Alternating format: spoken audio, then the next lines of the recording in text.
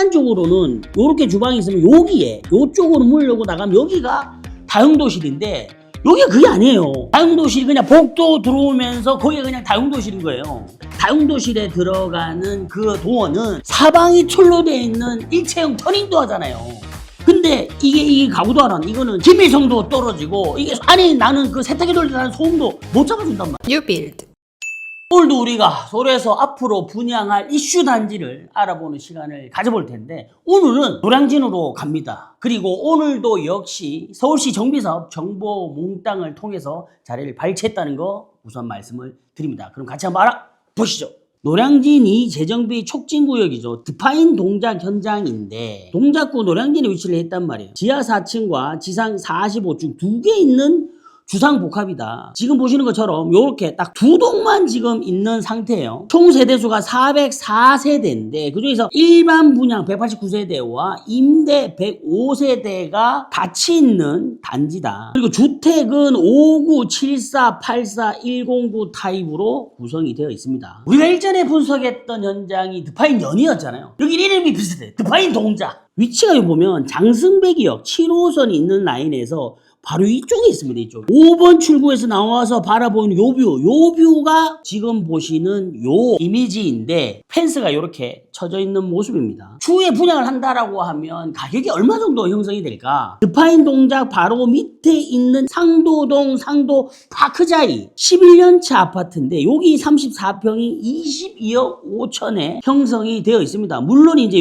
여기보다는 여기가 초록색은 아니지만 분양가 상한제가 적용이 돼서 가격대가 얼마가 나올지에 대한 거는 조금 더 우리가 관심을 가지고 살펴봐야 될 것 같아요. 그런데 이 단지가요, 우리가 아까 59 타입부터 109 타입까지 있다고 했잖아요. 세대수가 59와 84 타입이 많단 말이에요. 오늘은 두 개 평형을 살펴볼 텐데 59는 두 개 타입이 있고 84는 6개 타입이 있는데 그 6개 중에서 3개는 거의 비슷하게 생겼어요. 그래서 오늘 59와 84 3개 평면을 살펴볼 수 있도록 하겠습니다. 먼저 59 타입부터 볼게요. 와, 제가 그냥 벽면을 보면서 이거 뭐지? 여기가 포베이 구조란 말이에요. 포베이 구조. 거실을 중심으로 침실 2개와 안방이 있는 형태의 포베이인데 요거는 대단한 트릭이 들어가 있다. 거실 쪽에 창이 나 있는데 주방 쪽엔 창이 나 있지 않다. 이야기는 뭐냐면 판상형이 아니라 타워형 구조인데 판상형처럼 만든 평면이다. 자세히 한번 볼게요. 현관 들어와서 신발장 양쪽으로 두 개 있는 거. 이런 거 너무 좋다. 너무 좋다. 그리고 복도를 지나서 거실과 주방이 있는데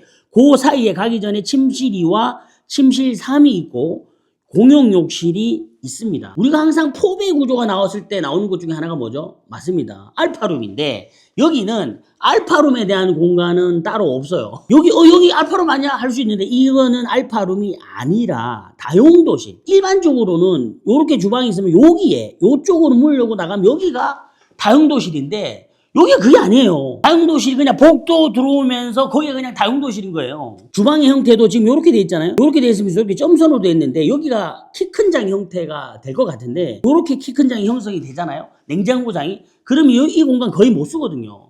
그럼 여기서부터 여기까지의 본주방 길이가 완전히 줄어드는 그런 형태가 될 수 있습니다. 그래서 보통은 본주방을 이렇게 기역자 형태로 두고 요 반대편에 이렇게 우리 키 큰 장을 두는 경우가 일반적이잖아요. 근데 그 구조가 지금 안 나오는 거예요. 야, 저는 개인적으로 요만큼이 이게 일반 분양이 나올 때는 많이 바뀌지 않을까라는 생각을 합니다. 또 이렇게 이야기하면 뭐 옛날 도면만 이야기하는데 제가 서울시 정비사업 자료가 다 들어가 있는 정보 몽땅에서 가져온단 말이에요. 혹시라도 더 최신 자료가 나와 있는 데를 아신다면 저한테 보내주시면 제가 또 참고해서 컨텐츠를 만들어 볼 수 있도록 하겠습니다. 그리고 안방으로 들어오면 여기가 비확장 라인인데 여기도 지금 창이 하나 더 있네요. 그리고 여기 드레스룸이 있는데 자 일단은요 이 정도 사이즈의 드레스룸으로는 옷가지를 다 정리를 못 한단 말이에요. 그러면은 실질적으로 여기 있는 이 공간을 붙박이장으로 써야 되는데 여기에 창이 있다 보면 붙박이장을 또 하기가 애매하니까 그리고 요 드레스룸을 지나서 또 실외기실이 있는 형태인데 요것도 좀 이렇게 돼 있다 보니까 불편하긴 하겠네요. 왜 그러냐면 여기 문을 열고 나가야 되다 보니까 실질적으로 만약에 이게 없다면 요렇게 구성이 되어 있는 디귿자 형태의 드레스룸으로 들어갔을 수도 있겠죠. 근데 이제 그게 지금 안 되는 형태. 그러다 보니까 제가 볼 때는 여기 있는 이 실외기실과 여기 있는 대피시설 있잖아요. 요런 것들도 좀 바뀌지 않을까 이런 생각을 합니다. 여기 있는 이 평면이 5구 타입이면서 포배 형태의 구조를 유지하려다 보니 일단 주방 레이아웃이 우리가 보는 일반적인 형태가 아니고 사용성에 있어서 글쎄 할 수 있는 그런 공간이고, 부부 욕실 같은 경우도 요 드레스룸 이렇게 돼 있다 보니까 화장대 놓을 공간도 없고 여기 붙박이장을 놓자니 이 창 때문에 안 되고, 그래서 요런 것들이 전체적으로 다 개선이 돼서 나오지 않을까 이런 생각을 합니다. 자, 요건 B타입인데요. B타입은 현관이 요렇게 들어옵니다. 우리 A타입 여기 들어왔잖아요. B타입 여기 들어오면서 요 구성 똑같고요.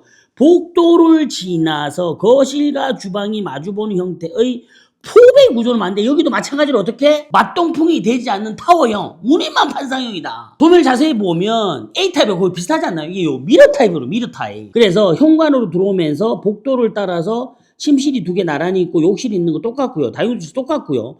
요 형태에서 기역자 구조에서 식탁 붙이는 거 여기까지 다 똑같습니다. 여기 부분도 거의 똑같아요. 무슨 얘기냐면 A타입과 B타입은 미러되는 형태이기 때문에 한 타입만 제대로 보면 되는 거죠. 다음은 84A1 타입인데 요게 아까 제가 2개씩 있다 그랬잖아요. 84A1, A2, 84B1, B2 뭐 이런 식으로 돼 있단 말이에요. 그래서 각각의 1번 타입만 보면 됩니다. 84A1 타입을 보면 현관을 지나서 복도를 따라 거실과 주방이 나란히 보고 있는 맞동풍이 되는 포배의 판상형 평면이다. 일단 현관으로 들어오면 신발장 양쪽으로 이렇게 있네요. 우리 현관을 들어오자마자 공용욕실 특별한 거 없고요. 침실 2번과 3번이 있는데 여기 그냥 봐도요, 발코니 비확장 라인이 지금 여기가 발코니 비확장 라인이란 말이에요. 얘는 없단 말이에요. 그죠? 그러면은 침실 2도 확장되는 이 공간이 좁은데 침실 3은 야 이거는 뭐 그냥 엄청 작은 방이다. 우리 아까 A타입에서 조금 뭐 평면적으로 생소했던 건 뭐였죠? 다용도실이 본주방에 이어붙어 있는 게 아니라 복도 쪽에 있었잖아요. 근데 얘도 지금 이렇게 돼. 얘도 요렇게 주방 공간인데 디귿자 형태 식탁 그리고 키 큰 장이 들어간 이 구조로 만들어 놨단 말이에요. 그러다 보니까 지금 여기 있는 것 같아.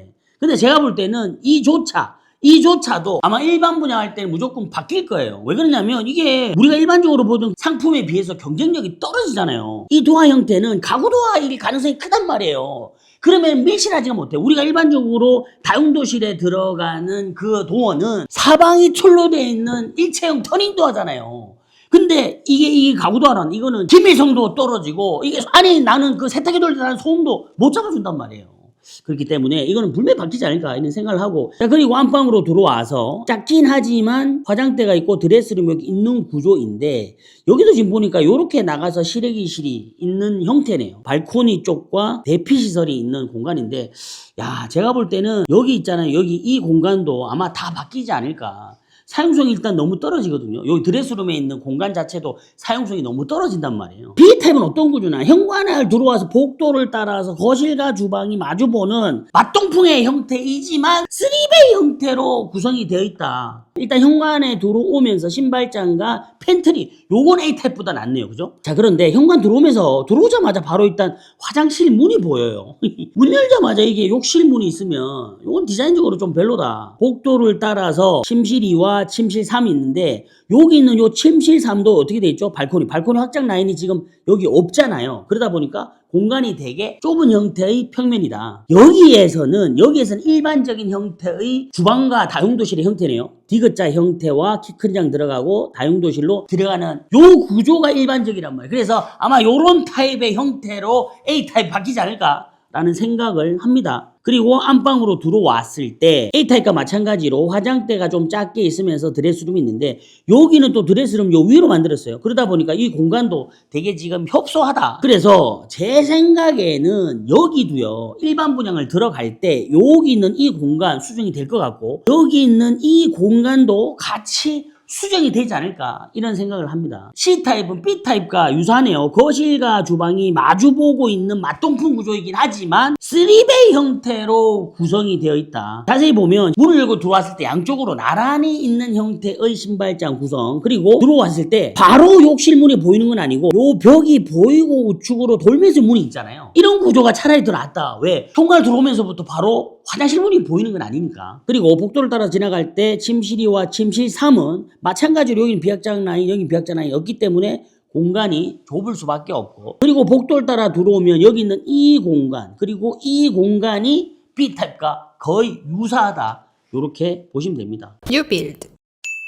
오늘 우리가 동작구 노량진에서 분양 예정이 드파인 동작 상품을 분석을 해봤는데 어떠신가요? 일단 이 상품이 분양을 하기까지 시간이 있단 말이에요. 그러다 보니까 이 평면 자체도 옛날에 사업 승인을 받았을 거 아니에요. 이 평면이 중간에서 뭐 조합원들이 얘기하면서 바뀌었을 수도 있잖아요. 그럼에도 불구하고 지금 올라와 있는 현재 자료만 가지고 분석했을 때는 실질적으로 평면적인 부분에서 바뀌어야 될 게 너무 많다, 요렇게 만약에 분양을 한다라고 하면 뭐 그러지는 않겠지만 난리 난다, 큰일 난다 라는 생각이 들었습니다. 아무쪼록 이번 영상 인터넷 하실 때, 그리고 청약하실 때 참고 많이 하시고, 저는 다음 시간에 더 좋은 영상으로 찾아뵙겠습니다. 여기까지 인터넷 마치겠습니다. 뉴빌드 남경엽 대표였습니다.